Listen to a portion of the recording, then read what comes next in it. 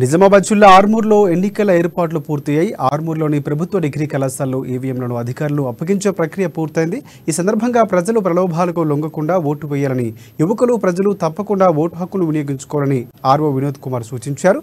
ఇక ఆర్మూర్ నియోజకవర్గంలో 217 పోలింగ్ కేంద్రాలకు ఏర్పాటు చేస్తామని చెప్పారు. మొత్తంగా ఓటర్లు 2,10,217 మంది కాగా మహిళలు 1,11,937 మంది, పురుషులు 98,274 మంది ఉన్నారు. ఇక ట్రాన్స్జెండర్స్ 6, 40 మంది మైక్రో అబ్జర్వర్స్, 59 సమస్యాత్మక కేంద్రాలు గుర్తించినట్లు చెప్పారు. ఆర్మూర్ నియోజకవర్గంలో మహిళలు ఓటర్లు అధికంగా ఉన్నారని ఆర్ఓ వినోద్ కుమార్ వెల్లడించారు.